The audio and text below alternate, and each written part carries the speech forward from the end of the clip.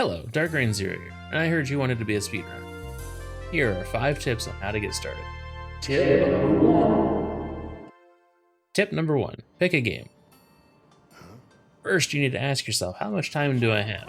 Speedrunning can be a long process depending on the game you choose. For example, RPG speedruns typically take many hours to complete.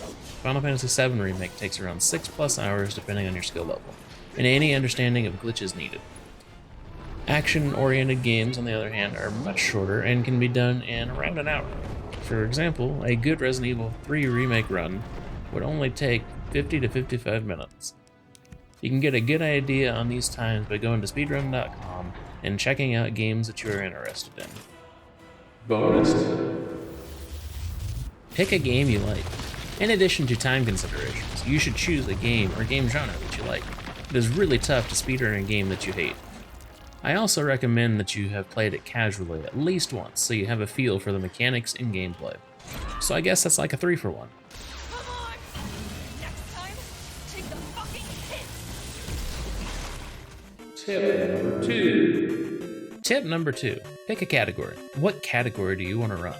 There are usually many categories like any percent, low percent, world peace, no major glitches, 100%, no S+Q/WW/OOB,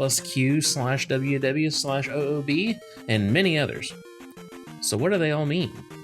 Well, any percent means that you are trying to finish the game as fast as possible, usually an arsenal of glitches, skips, or other ways to get to the end credits. For example, there is Dino Skip in Super Mario Odyssey.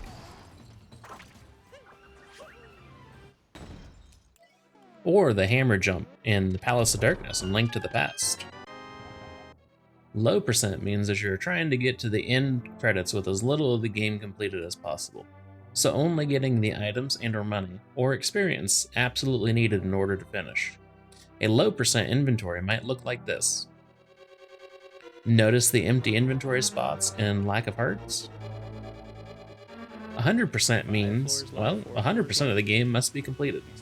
Each game that has this category has its own logic as to what it counts as 100%, so be sure to look it up if this is what you are going for. So what are world peace, no SQOOB, etc.? These are subcategories that also have their own specific rules. World peace in Super Mario Odyssey means that you finish all of the story moons to bring peace to each kingdom.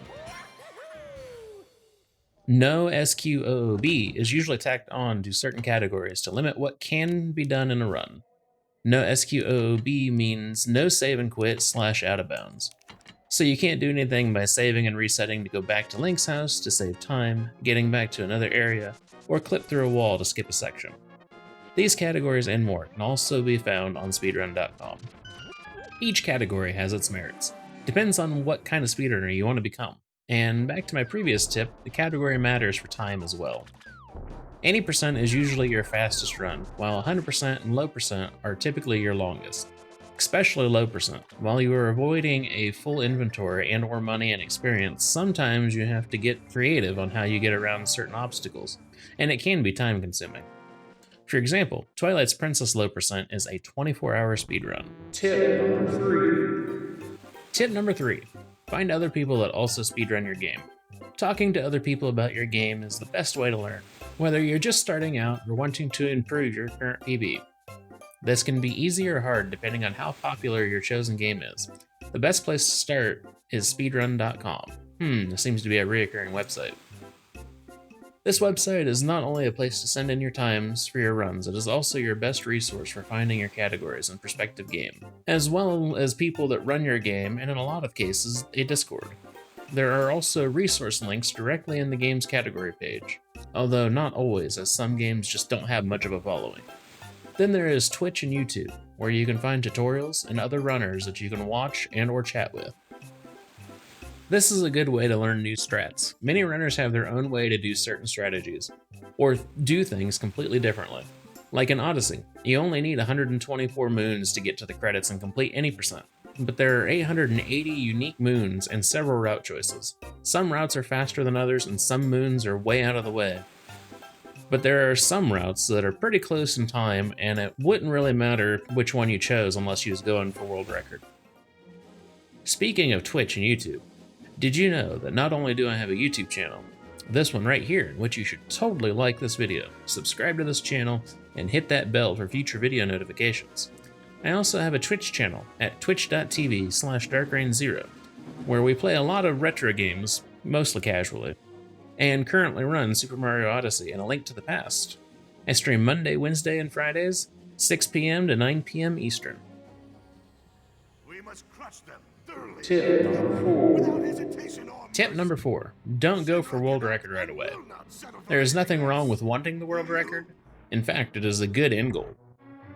Most runs are super optimized, and that makes it difficult to just start out good, which in turn can be very discouraging to a beginning runner. So set achievable goals, do a few runs, and then set new goals.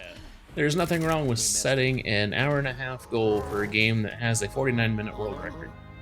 Once you reach that, adjust your goal to an hour and 20 minutes. Reach that goal, and then adjust again, until you get close to a world record. Trust me, speedrunning is as much of a mental game as it can be skill-based, if not more so. Bonus. Complete the runs. This is something I only recently learned, or rather put into practice, and it has helped a lot.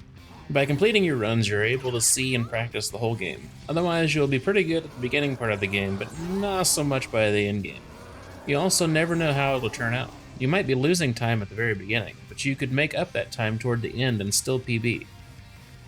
Now, I'm not saying you can never reset. I'm just saying avoid it if you can. Tip number 5. Tip number 5.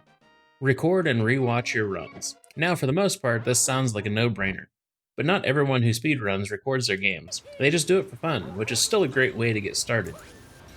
I, however, recommend recording your runs, whether it be with a phone camera or a capture card for your PC, or any other way so you can rewatch and potentially upload it to the leaderboards. Even if you don't plan on submitting it to a leaderboard, this can help you see where you are doing well or poorly in a run, and shows you where you might need practice. That's it!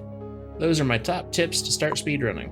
If you made it this far, I want to thank you for watching, and I hope you found this video useful. May all of your splits be gold and your RNG be perfect. Also, leave your speed game in the comments if you plan on running, or just to say hi. Don't forget to check me out at twitch.tv/darkrain0 on Mondays, Wednesdays, and Fridays at 6 p.m. to 9 p.m. Eastern. Thank you for watching.